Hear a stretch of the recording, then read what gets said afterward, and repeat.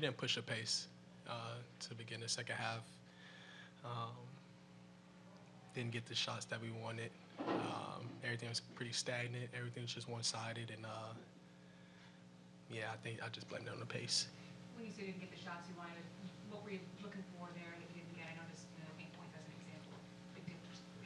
Yeah, trying to get into the paint. Try.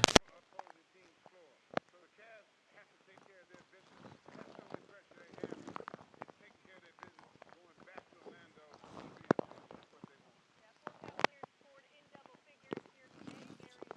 Darius Garland was one of those players. They see even at the 46 minutes. Donovan Mitchell started out in an MVP race. Those are the four players that scored in double figures. Cavaliers going to look for a little more offense across the board because that's what this team is about.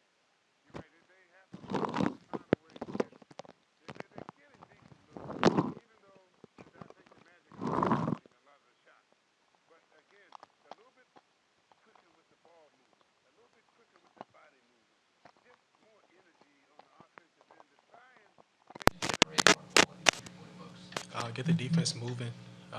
We just can't play on one side of the floor. I think the Magic are pretty good defensively when we just stagnate the ball and just keep it on one side. So if we get a couple more actions in and get into the paint, drive and kick, that's when we're at our best, and that's when we get our threes up. So, I mean, we got enough playmakers, we got enough shooters just to do that. So going into game 4 with that mentality. Everybody has talked throughout the course of this series about how physical it is, how chippy it is, the trash talk that's going on. You and Jalen had your interaction. They went on a big run after that. Is there any level of concern that, like, the extra stuff could be having a negative effect in any way? No. I mean, that's basketball. We all competitors out there. We're going to talk shit. We're going to, excuse my language, we're going to talk shit, but it's competition. It's playoff basketball. That's what you expect. Nobody's trying to go home, so whatever you got to do to get your team over that hump, or in that case, it was a hump that they needed a little boost, so that was it. But we all gonna talk shit. We gonna get chippy. We gonna battle. That's what we gonna do. It's the playoffs. What's the best way to respond to that in a way that maybe you guys didn't today? Coming together as a team. I mean, that's all we have to do. We've been there before. We had this experience before. So let's go watch the film and be better. Joe? For someone who's not wearing a Cavs uniform, not in the locker room, they're watching this series, they see that you've been outscored by 61 the last 2 games. It's hard not to feel like something fundamentally has changed in this series. How do you know that it hasn't? It's 2-2.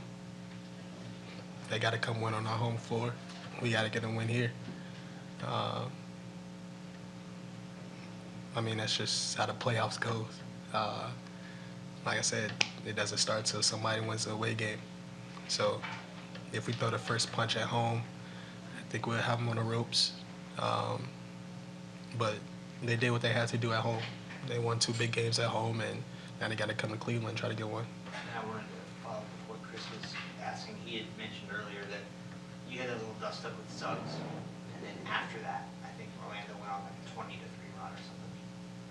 So, are you concerned that either today or on Thursday that moment where emotions ran high and you didn't meet them, you didn't match what they were bringing? We matched it, but they came together as a team. We were trying to do it individually, and we can't do that, especially at this point of the season, how deep we are. And that was it. I mean, they're not doing nothing special at all. Darius, in the playoffs, people talk about Game 7, and then every game is always important, but Game 5 is a crucial game in this series. Just talk a little bit about Game 5, and it's in Cleveland. You said it. It's in Cleveland. They got to come get one back at home. And we got our 6 men behind us. So it's going to be rowdy. It's going to be tough. The Cleveland fans know what to expect. They've been there before. We know what to expect. We've been in this situation before. And we're desperate right now. So we're going to put it all on the line.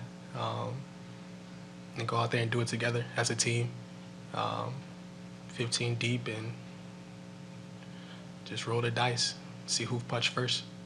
That's one, Chris. Darius, how do you explain 29 points in a half of basketball?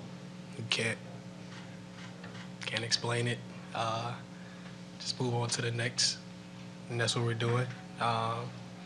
Go back and rewatch it, see what we can do better in the third quarter, and keep our heads up high and get ready for Game 5.